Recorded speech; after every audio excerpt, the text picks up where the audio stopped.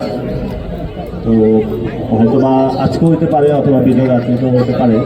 তো আজকে ইবাদতের রাত এবং ইফতারের আগ মুহূর্তে যারা উপস্থিত হয়েছে আজকের এই প্রোগ্রামে, উত্তরের বিভিন্ন ইউনিটের নেতৃবৃন্দ এবং 11 দলীয় জোট থেকে শুরু করে বিভিন্ন রাজনৈতিক দলের সিনিয়র নেতৃবৃন্দ উপস্থিত হয়েছেন, আপনাদেরকে আমাদের সংগ্রামে অভিনন্দন জানাচ্ছি। আজকে আমাদের লাস্ট ইফতার, বিভাগীয় যে ইফতার প্রোগ্রামগুলো হচ্ছে, আমরা 10টা বিভাগে ইফতার করেছি। আমরা জনগণের কাছে গিয়েছি এবং আমরা মানুষের সাথে কথা বলার চেষ্টা করেছি যে তারা কি চায়, নতুন বাংলাদেশে নির্বাচন হলো, গণ অভ্যুত্থানের আকাঙ্ক্ষাটা কি ছিল, কেন তারা মাঠে গিয়েছিল। তো মানুষের সাথে যে কথাগুলো হয়েছে সেই কথাগুলোই কিছু আমি বলার চেষ্টা করব। প্রথম হলো, নির্বাচনের আগে আমাদের এই 3টি এজেন্ডা ছিল বাংলাদেশে। একটি হলো সংস্কার, আরেকটি হলো বিচার, আরেকটি হলো নির্বাচন। তো আমরা যখন সংস্কারের কথা বলতাম, মাথা তুলেই বলতে হলো নির্বাচন। যদি বলতাম যে বিচার, মাথা তুলেই বলতে হলো নির্বাচন। তাহলে এখন নির্বাচন হয়েছে, সংস্কার আর বিচারের কি হবে সেই বিষয়ে কোনো আমরা স্পষ্ট বক্তব্য পাচ্ছি না। সংস্কার প্রক্রিয়া কনসেনসাস কমিশনে ছিল, সেখানে আমরা সবাই সাইন করেছি ঐক্যবদ্ধভাবে, সবাই রাজি হয়েছি। তার পরবর্তীতে বলা হলো যে এটা করা যাবে না, তারপরে গণভোটে গেল সেটাতে গণভোটে জনগণের রায়ও আসলো। এখন তারা হলো গণভোটকে অস্বীকার করছে এবং সংস্কার প্রক্রিয়া যেটা সেটা বাধাগ্রস্ত সৃষ্টি করে চলছে। আমরা সরকারকে বলবো এবং আমাদের বন্ধু বিএনপিকে বলবো, বাংলাদেশের সংস্কার বাস্তবায়ন হবে, এটা যত চেষ্টা করুন না কেন বাংলাদেশের সংস্কার প্রক্রিয়া আপনারা বাধাগ্রস্ত করে সেই ষড়যন্ত্রের মাধ্যমে আপনারা সফল হতে পারবে না। বাংলাদেশের সংস্কার প্রক্রিয়া যেটা হয়েছে তরুণদের হাত ধরে, এই সংস্কার প্রক্রিয়া বাংলাদেশে হবেই হবে ইনশাআল্লাহ। এই সংস্কার প্রক্রিয়া করতে গিয়ে শেখ হাসিনা চলে গিয়েছিল, যদি বিএনপিও চলে যায় সেটা আমাদের মাথা ব্যথা থাকবে না। ভালোই আছে, সংস্কার প্রক্রিয়া আপনাদের হাত দিয়ে শুরু হোক। আপনারা বলেছিলেন 31 দফা, তারপরে বললেন যে গণভোটে হায়ের কথা, কিন্তু আপনাদের মুখে এবং মনে যে একই সামঞ্জস্য সেটা আমরা দেখতে পাই না। আপনি বাংলাদেশে নামে বললেন যে শহীদ ওসমান হাদি ভাইয়ের হত্যাকাণ্ডের বিচার আপনি করবেন। আপনি প্রধানমন্ত্রী হয়েছেন ইঞ্জিনিয়ারিং করে, যেভাবেই হোক না কেন, এখন কিন্তু আপনি শহীদ ওসমান হাদি ভাইয়ের হত্যাকাণ্ডের যে বিচার রয়েছে সেই বিষয়ে কোনো স্পষ্ট আমরা কোনো বক্তব্য পাচ্ছি না। 24-এ যারা শহীদ হলো তাদের আমরা বিচার প্রক্রিয়া নিয়ে পর্যন্ত কোনো স্পষ্ট কোনো বক্তব্য পাচ্ছি না। এবং আমরা মাশাআল্লাহ একজন স্বরাষ্ট্রমন্ত্রী পেয়েছি, উনি বলে আবেগ দিয়ে রাষ্ট্র চলে না। এটা তো সত্য কথা, রাষ্ট্র চলে যুক্তি তর্ক সেটা দিয়ে, কিন্তু বাংলাদেশে শুধু আবেগ দিয়ে অ্যাসালাম গ্রুপ চলে, আর কোনো কিছু চলে না। এবং এই অ্যাসালাম গ্রুপের জন্য যারা আপনার পকেটের টাকা লুপাট করেছে, ব্যাংকগুলোকে দেউলিয়া করেছে, জনগণ ক্ষুদ্র ক্ষুদ্র নিজেদের ডিপিএস ব্যাংকগুলোতে রেখেছিল ট্রাস্ট করে, সেগুলো নিজেদের টাকা তারা মনে করে বিদেশে লুটতরাজ করেছে, সিঙ্গাপুরে নিয়ে গিয়েছিল, বিভিন্ন দেশে। সেই অ্যাসালাম গ্রুপকে কখন আইনের আওতায় আনা হবে সেই বিষয়ে আমরা স্বরাষ্ট্রমন্ত্রীর কাছে স্পষ্ট বক্তব্য চাচ্ছি। শুধু অ্যাসালাম গ্রুপ নয়, এরকম অনেক লুটতরাজ গ্রুপ করেছে যারা বাংলাদেশে জনগণের সম্পত্তি নিয়ে বিদেশে টাকা পাচার করেছে। আপনার আমার জীবনের শেষ সম্বলটুকু যেটুকু আছে সেগুলো তারা বিদেশে পাচার করে দিয়েছিল, সেই বিষয়ে তাদের স্পষ্ট বক্তব্য চাই। আজকে খাল খনন কর্মসূচি শুরু হয়েছে, আমরা এটাকে সাধুবাদ জানাচ্ছি, কিন্তু মনে রাখতে হবে এই খালের মধ্যে যাতে কোনো কুমির না চলে আসে।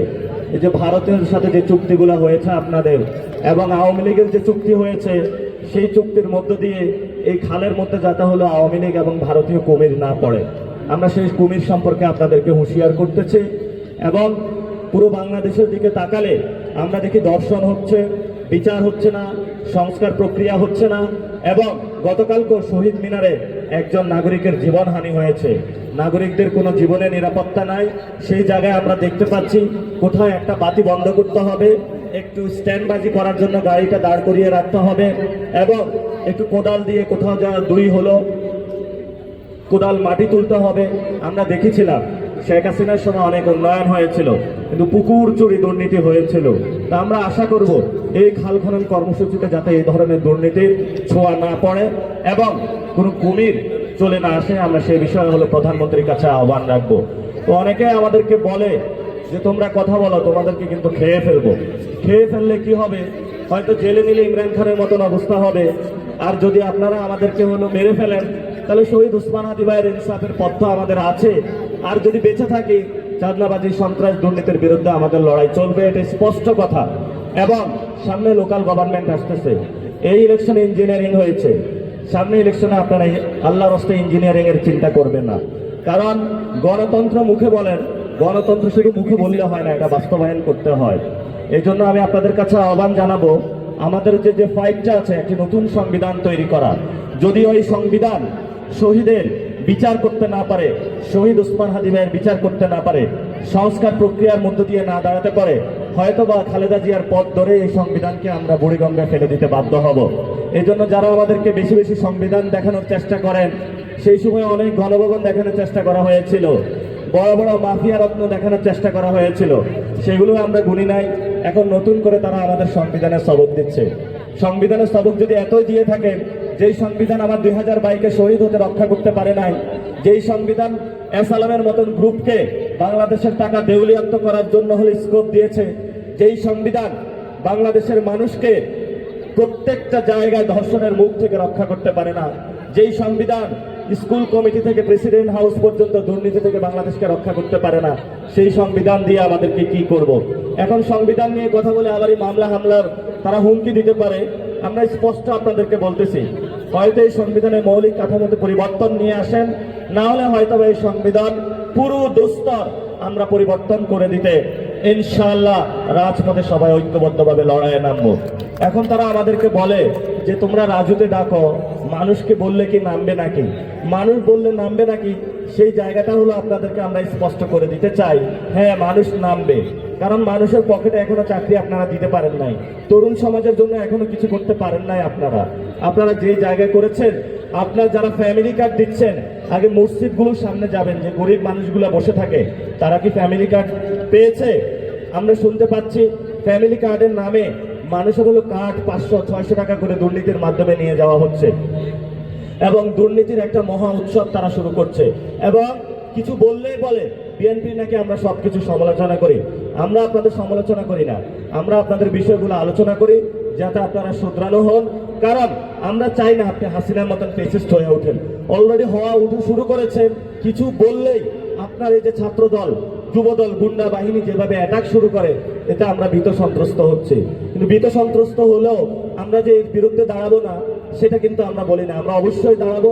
এবং আমরা আশা করব এই যে বাংলাদেশের সাংবাদিক ভাইরা রয়েছে, আমাদের উইমেন সোসাইটি রয়েছে, আমাদের তরুণ ভাইরা রয়েছে, আলেম ওলামারা রয়েছে, তাদের জন্য প্র্যাকটিক্যাল স্টেটের জায়গা থেকে কোনো কিছু নিয়ে আসেন। আপনি 5,000 টাকা আলেমদেরকে দিলে হবে না, আপনি 5,000 টাকা একজন পুরোহিতকে দিলে হবে না, বরং তার স্ট্রাকচারাল কাঠামোগুলো চেঞ্জ করতে হবে। আপনি একদিকে হলো আলেমদেরকে পিটাবেন হলো ইন্ডিয়ান বাহিনী নিয়ে এসে, আর একদিকে তাদেরকে 5,000 টাকা ধরিয়ে দেবেন, এটা আসলে নতুন বাংলাদেশ না। এই জন্য বেফাকুল মাদ্রাসাল যে আরাবিয়া রয়েছে, তাদের একটা দীর্ঘদিনের একটি কর্মসূচি রয়েছে, তাদের একটা সনদ বা স্বীকৃতি প্রয়োজন। আপনি 5,000 টাকা তাদের দরকার নাই, আপনি তাদেরকে স্বীকৃতি দেন। ইনশাআল্লাহ আমরা বলেছিলাম আমরা যখন ক্ষমতায় যাব তাদেরকে সেই স্বীকৃতি বাস্তবায়ন করব। যদি তাদের স্বীকৃতি বাস্তবায়ন করতে হয় তাহলে আপনার এই ভিক্ষার টাকা তাদেরকে নিতে হবে না, তারা নিজেরা ইনকাম করে ইনশাআল্লাহ বাংলাদেশে বাস্তবায়ন করতে পারবে তাদের স্বপ্নগুলো। এজন্য আমরা বলবো স্ট্রাকচারাল মৌলিক পরিবর্তন আনেন। এসব লোক দেখানো স্ট্যান্ডবাজি, এই তারেক রহমানের কেরামতি আমরা বন্ধ করার জন্য অনুরোধ জানাচ্ছি। আগে সব চলতে হলো শেখ হাসিনার কেরামতি, এখন আসছে আল্লাহ তারেক রহমানের কেরামতি। এইসব বুজুম বাজুম কেরামতি বন্ধ করেন, স্ট্রাকচারাল মৌলিক পরিবর্তন বাংলাদেশে নিয়ে আসেন, তাহলে বাংলাদেশের মানুষ শান্তি পাবে। সবাই ভালো থাকবেন। এবং আমি লাস্ট পর্যায়ে যেটা বলবো, আসলে আমি মন থেকে আমাদের যে ঢাকা 8 আসনে আমার সাথে যারা ইলেকশন করেছিলেন, যিনি মির্জা আব্বাস সাহেবের আমি সুস্থতা কামনা করি। অনেকে এটা ফ্রেমিং করার চেষ্টা চালাচ্ছে, আমরা বলবো যে সত্যের জয় হবে ইনশাআল্লাহ। ডাক্তার অলরেডি কথা বলেছে, ফ্যামিলি কথা বলেছে, যত মানুষ অসুস্থ হয়েছে সব মানুষের আমরা সুস্থতা কামনা করি। এবং আমরা সরকারকে এটাও আমরা অনুরোধ জানাই, বাংলাদেশের কোনো মানুষ অসুস্থ হলে যাতে আমরা বাংলাদেশের মেডিকেলের চিকিৎসা নিতে পারি সে ব্যবস্থা যাতে সরকার উদ্যোগ গ্রহণ করে।